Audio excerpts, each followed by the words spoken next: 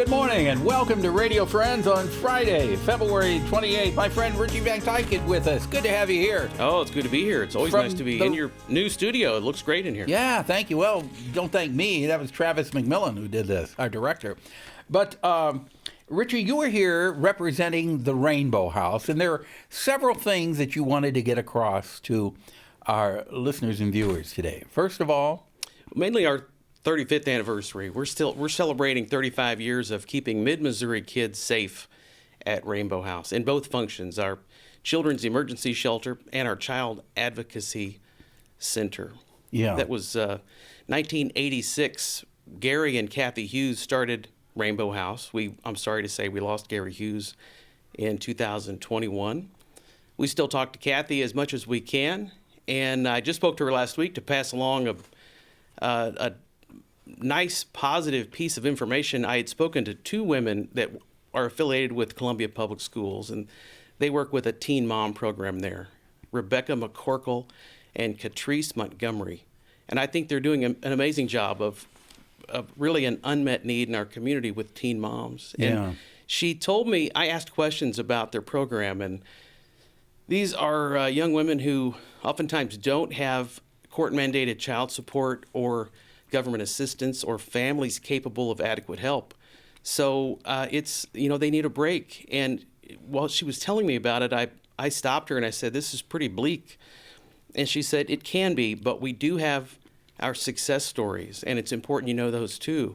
And she said they've had young women who have really persevered through a lot of adversity, and they've come out of it stronger and more independent. And they wanted to examine those women and their stories to see if there was a common denominator. And quickly they realized there is a common denominator in that those young women had been at Rainbow House when they were kids. And they learned something. This went through me like an electric bolt when she said this. She said they learned resiliency skills. And she said, those are vulnerable little kids who became resilient young adults. That's good. That's important to learn. And the Rainbow House, 35 years, been around serving the community. Almost out of time, but you have an event coming up, right? We have our Masquerade Ball. It'll be in April. It's our annual event. We're looking for a very robust event because we haven't had it for 2 years, for 2 Aprils, that is. But we're looking forward to a very robust event. And we'll have you back here before then to promote that. And hopefully a large part of COVID will be in the rearview mirror. We hope so, man. I hope so, too. If people want more information, want to help out with the Rainbow House, how do they do that? See us online at rainbowhousecolumbia.org. Okay. And look us up on Facebook and Instagram for daily posts. Okay, rainbowhousecolumbia.org.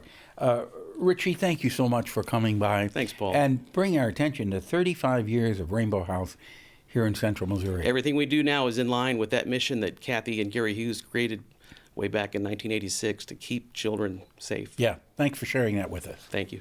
All right, our next guest is a good friend of mine. We've known each other for 30-some-odd years now. Dr. C.B. Chastain, good to have you here. Thank you. From University of Missouri, College of Veterinary Medicine. Right. That's the correct title, right? Today, you wanted to talk about obesity in dogs. Right. And that's a big problem, isn't it? Well, yes, there was a national survey done a couple of years ago, and they found that 56% of all dogs in the United States are overweight. 56%? 56. Let me guess. Is that because people are feeding their pets, their dogs, people food, or just overfeeding them? Both. Okay, so when a dog is overweight, what are the problems that can happen here? Well, it can cause more work for the heart. It can cause more pressure on the joints and aggravate arthritis or cause arthritis. It can compress the chest so that they can't breathe very well, and that's a real serious problem if they have a short nose. And if they've got, if they're related to dachshunds and other long-backed dogs like that, it can increase their chance that they'll have disc problems in their back. How can you tell if your dog is overweight? Well, the easiest way, there's several ways, but the easiest way is to look at them from the side and see if their belly is a little bit lower than their chest. That's not good. To stand directly over them and look down on them and look at the back of their ribs, and There should be a little indentation there, that's right. They ought to have a little waist there, or at least it ought to be the same width. If the belly is wider than the chest, then that's not good. They're overweight. Yeah. Now you can get more accurate by feeling their chest and see if you can feel their ribs easily. If you can feel their ribs, that's good. You don't want to be able to see their ribs. So if they're But you want to be able to feel them. right, if you see their ribs, they're too thin. But if you can't feel their ribs, then they're too fat. Okay, if you have a dog that's overweight, what should you do? First thing is that you have to feed them by themselves. You can't feed them as a group because They'll try to gobble it down. That's right. They that's right. That's one reason that they might be overweight is the competition that they have for food. So you want to feed them alone. Then the next thing is you want to measure how much you feed them, so that you can control whether you need to go up or down and how much they eat. They only ought to be fed. An adult dog only ought to be fed once a day. Okay. So, and they ought to eat everything that they need within about 20 to 30 minutes. So I eat if within 2 minutes. That's right. That's a normal dog, though. Yeah.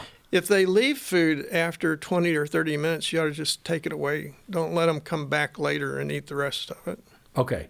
All right. And if you have this serious problem, obviously you want to see your veterinarian. If people want more information, they can contact? Right. The Veterinary Health Center. Okay. At MU. You can find it by Googling MUCVM. That'll take you to the college. Or 882-7821, area code 573. Right. Okay. And you know what? You brought a very special guest along with you today. Yeah. Your lovely wife, Joyce Chastain. My better half, yeah. Yeah, come on in here, Joyce. We have been friends for so many years. It's so good to see both of you together. Thank you. You're good friends of ours. Joyce and CB. And I wish you both a very, very happy new year, a prosperous, happy, healthy new year. And to you and Jerry. Okay. Yeah. All right. We're out of time for today. If there is something that you would like to hear or see, I'd love to hear from you. Drop me an email. That's pepperp@missouri.edu. And when you go out and about today, wear that mask, but make sure you smile under the mask too.